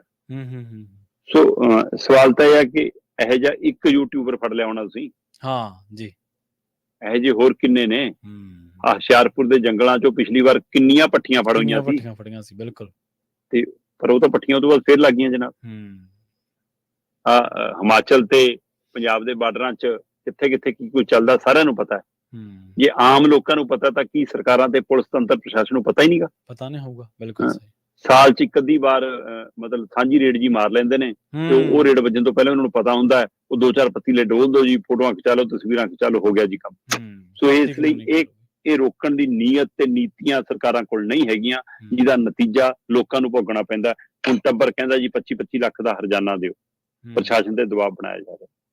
ਮਤਲਬ ਇਹ ਇਸ ਕਦਰ ਫਿਰ ਪ੍ਰਸ਼ਾਸਨ ਦੀ ਜ਼ਿੰਮੇਵਾਰੀ ਤਾਂ ਆਊਗੀ ਉਹ ਭਾਈ ਜੇ ਤੁਹਾਡੇ ਰਾਜ 'ਚ ਨਕਲੀ ਚੀਜ਼ਾਂ ਵਿਕਦੀਆਂ ਨੇ ਤੇ ਲੋਕ ਸਸਤੇ ਚੱਕਰ 'ਚ ਫਸਦੇ ਨੇ, ਜ਼ਿੰਮੇਵਾਰੀ ਤਾਂ ਤੁਹਾਡੀ ਵੀ ਓਨੀ ਹੋ। ਸੋ ਇਸ ਮਾਮਲੇ ਦੇ ਵਿੱਚ ਹੁਣ ਸਰਕਾਰ ਘਿਰੀ ਹੋਈ ਹੈ, ਖਾਸ ਕਰਕੇ ਇਸ ਲਈ ਕਿ ਮੂਹਰੇ ਚੋਣਾਂ ਨੇ। ਕਦੇ ਅਸੀਂ ਵਿਰੋਧੀਆਂ ਨੂੰ ਘੇਰਦੇ ਹੁੰਦੇ ਸੀ ਜਿਹੜੇ ਮਸਲਿਆਂ ਤੇ, ਅੱਜ ਸੱਤਾਧਾਰੀ ਹੋ ਕੇ ਆਪ ਹੀ ਉਹਨਾਂ ਮਸਲਿਆਂ ਤੇ ਘਿਰ ਰਹੇ ਹਾਂ ਜੀ। ਸ਼ਰਮਾ ਜੀ, ਇਹਨਾਂ ਖਾਸ ਖਬਰਾਂ ਤੇ ਖਾਸ ਜਾਣਕਾਰੀਆਂ ਦੇ ਲਈ ਤੁਹਾਡਾ ਬਹੁਤ ਬਹੁਤ ਧੰਨਵਾਦ ਜੀ। ਬਹੁਤ ਸ਼ੁਕਰੀਆ। ਪ੍ਰੋਗਰਾਮ ਖਬਰ ਤੇ ਨਜ਼ਰ ਨੂੰ ਆਪਾਂ ਇੱਥੇ ਹੀ ਸਮਾਪਤ ਕਰਾਂਗੇ। ਤੁਹਾਡਾ ਸਾਰਿਆਂ ਦਾ ਵੀ ਬਹੁਤ ਧੰਨਵਾਦ। ਸਤਿ ਸ਼੍ਰੀ ਅਕਾਲ। ਜੁੜੇ ਰਹੋ ਪੰਜਾਬੀ ਰੇਡੀਓ USA ਦੇ ਨਾਲ।